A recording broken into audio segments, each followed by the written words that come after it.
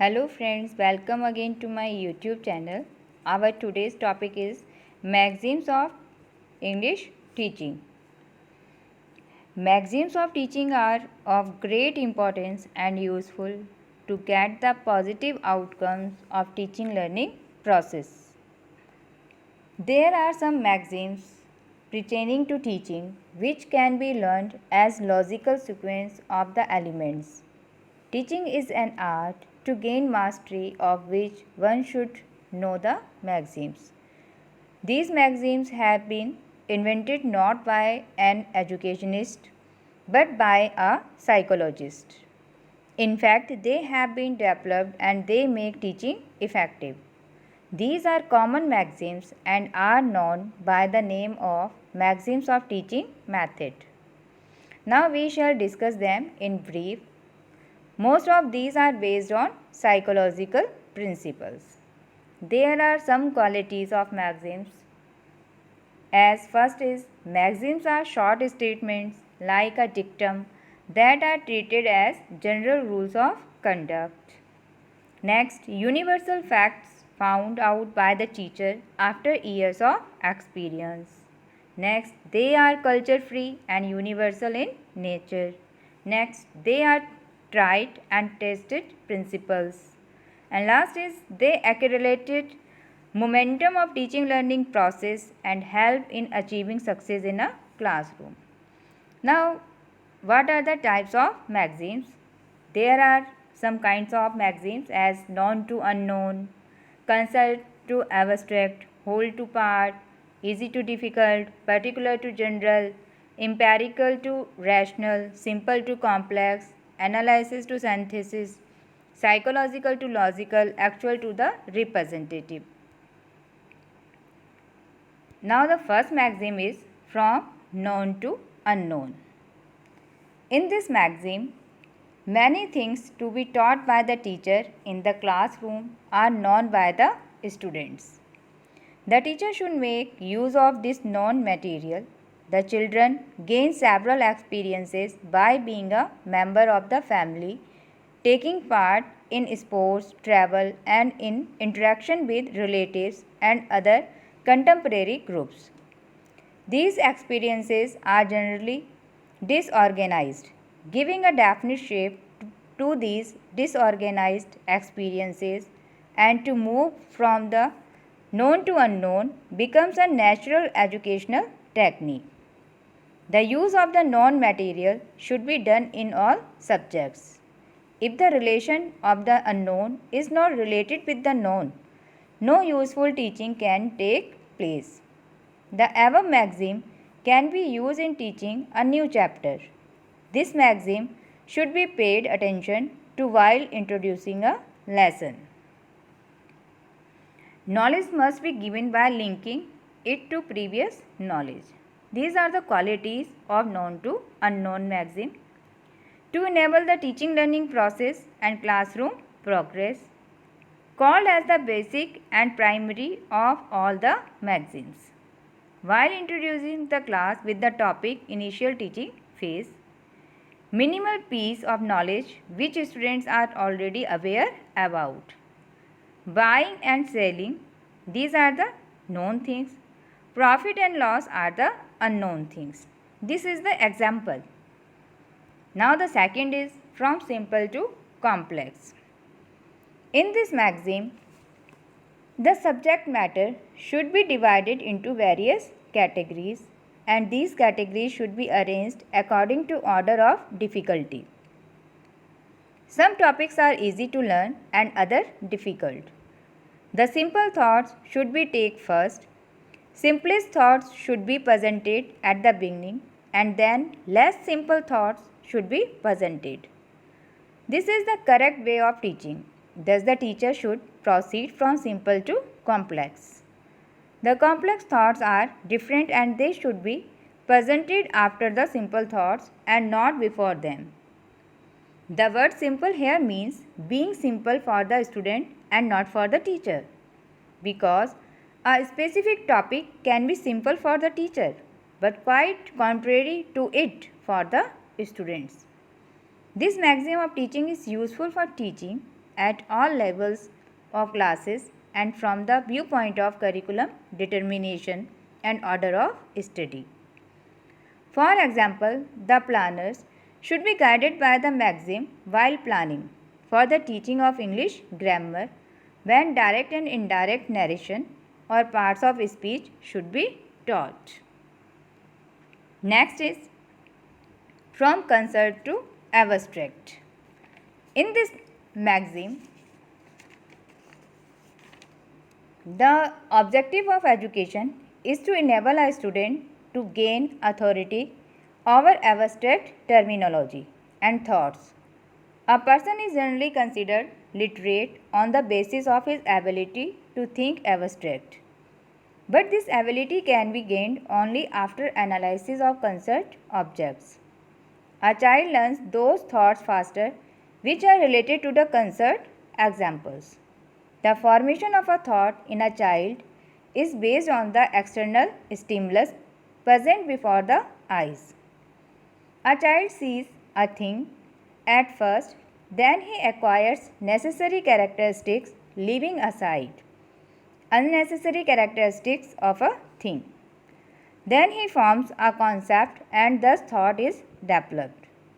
If a teacher wants to educate about a new thought, he can do it by relating it to a concept object.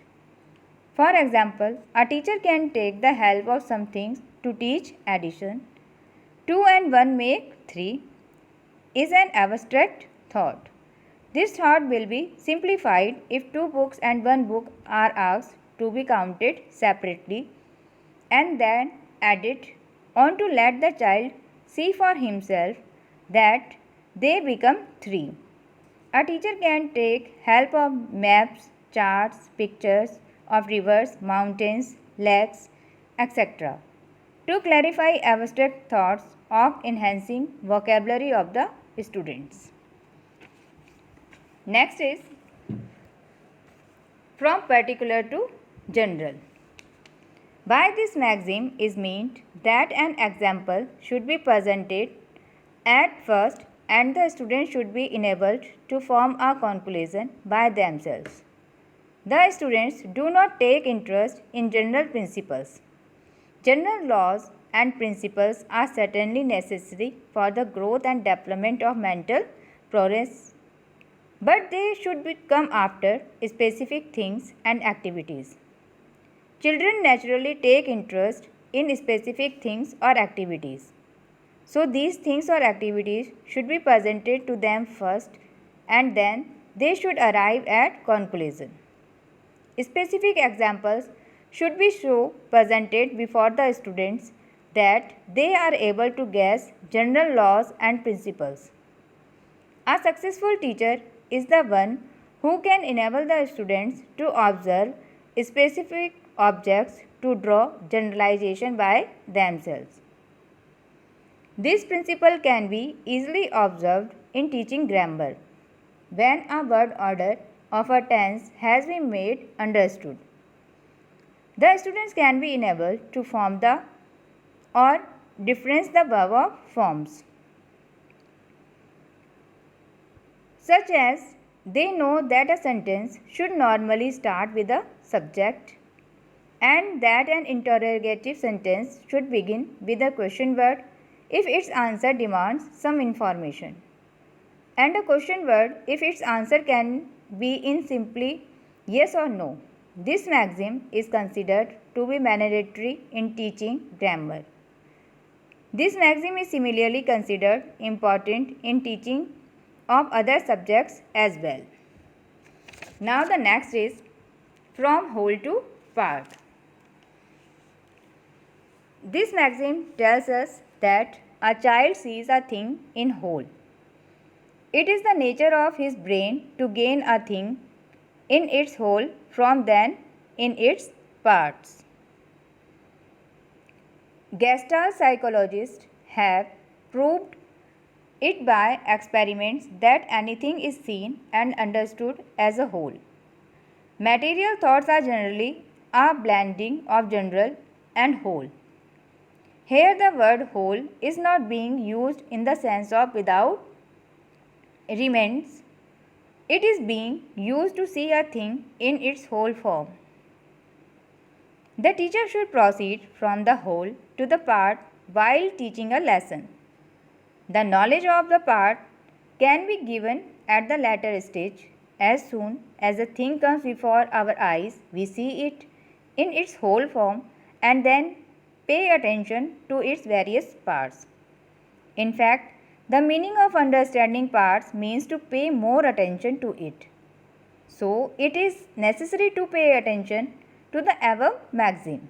A child does not see each bud but the whole flower at a glance.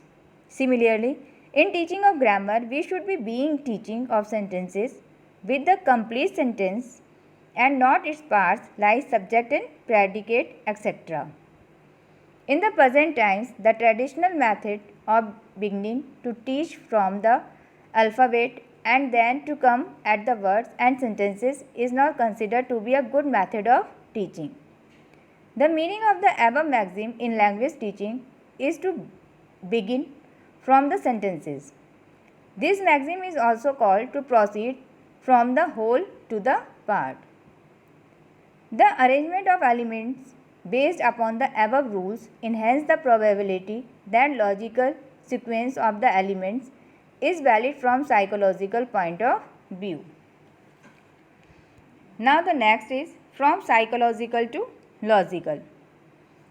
In this maxim, the formation of curriculum, syllabus, textbooks and selection and gradation of language material, teaching, technique and audiovisual aids should be based on child psychology. The logical base of teaching language comes later on.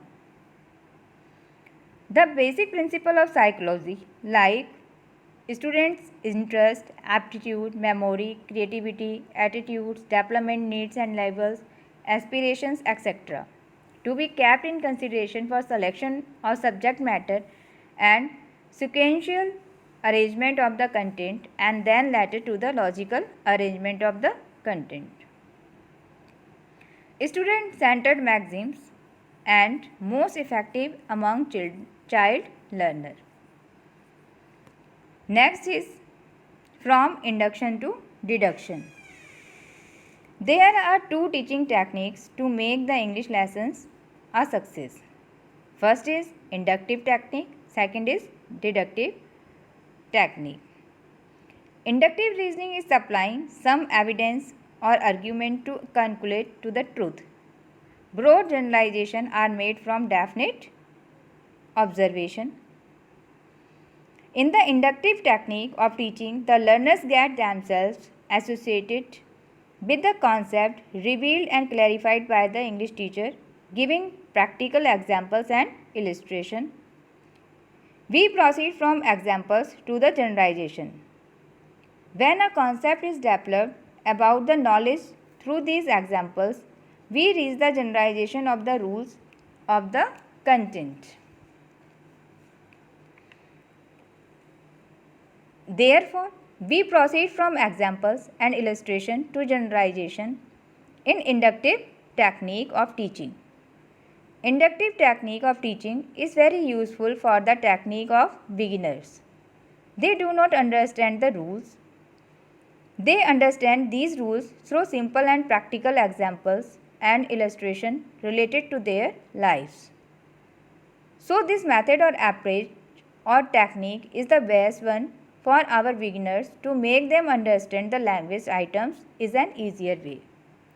Now the second is deductive method or deductive technique is when every possibilities are examined to reach to a valid conclusion. Deductive technique of teaching is useful for the senior classes.